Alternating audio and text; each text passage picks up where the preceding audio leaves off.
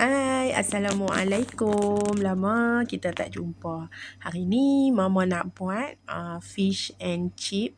Cara yang paling cepat, paling mudah tapi tetap sedap.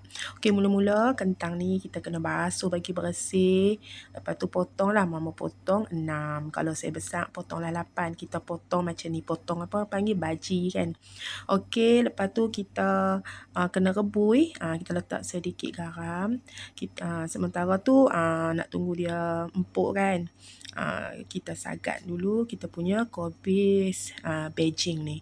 Mama pakai penyagat ni lah sebab dia nipis dan halus. Okey, hasil dia kita akan dapat macam ni lah. Sebab Mama tak suka yang kasar. Kalau suka yang kasar terserah. Okey, ni pula carrot. Mama tambah sedikit carrot. Kita buat kasar-kasar macam ni.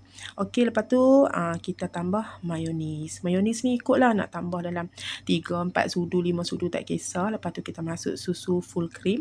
Lepas tu letak sedikit gula. Lepas tu Mama tambah kismis hitam ni. Lepas tu kita gaul-gaul bagi rata. Okey, macam ni dah pun siap. Kita simpan dulu dalam peti air. Okey, berbalik kepada kentang kita. Dia jangan terlalu lama. Dia mendidih dalam 2 minit, 3 minit tu kita toskan. Okey, kita bubuh tepung gorengan segera ni. Nak goreng terus pun boleh. Lagi satu, kita letak tepung. Lepas tu pecahkan telur. Lepas tu letak sedikit ayam. Lepas tu kita kacau-kacau bagi dia sebati macam ni. Adunan ni kita agak-agak je lah. Macam ni dia tak cair sangat, tak pekat sangat. Okey, masuk kentang. Lepas tu kita terus goreng. Okey, dah pun garing. Kita boleh angkat. Okey, dalam adunan tepung tadi, kita salut dekat kita punya ikan dori. Lepas tu kita letaklah serbuk roti. Atau lebih dikenali dengan breadcrumb. Okey, lepas tu tuang lagi atas ikan ni. Lepas tu kita boleh bagi breadcrumb ni melekat elok. Kita adjustlah sendiri macam mana pun. Okey, dah nampak salutan dah elok. Kita ketuk-ketuk sikit. Minyak dah panas. Terus kita goreng ikan. Okey, ikan ni kita biar dia dah garing sebelah.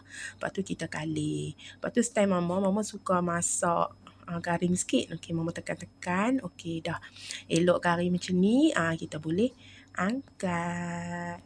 Okey, ni nak balik kepada kentang kita tadi. Kita juga boleh celup macam ni. Lepas tu kita kuih-kuih macam ni pun boleh. Kalau kita nak kuih-kuih dengan tepung, kuih goreng pun tak ada masalah. Semua okey, ikut suka cara kita. Okey, ni sos dia pula. Okey, kita masukkan 1 sudu besar gula. Lepas tu sebelah. Lepas tu tambah lagi suku limau nipis. Lepas tu masukkan mayonis dalam 3 atau 4 sudu macam tu. Lepas tu kita kacau bagi rata. Resepi ni ada seorang chef daripada Langkawi, hotel kat Langkawi tu yang ajak Mama. Dan sos ni sedap lah. Okey, dah pun siap. Ni kita punya ikan, ni kita punya kentang. Okey, ni kita punya coleslaw. Semua ni makanan favourite anak Mama. Okey, lepas tu bolehlah kita hidang. Letak ikan ikan yang kita goreng tadi tu, letak coleslaw, letak kentang, lepas tu hiaslah sikit kalau suka. Lepas tu bolehlah makan. Mudah je kan?